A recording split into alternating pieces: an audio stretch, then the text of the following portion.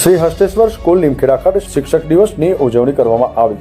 શિક્ષકોને આદર આપવા માટે દર વર્ષે 5 સપ્ટેમ્બરના રોજ શિક્ષક દિવસની ઉજવણી કરવામાં આવે છે।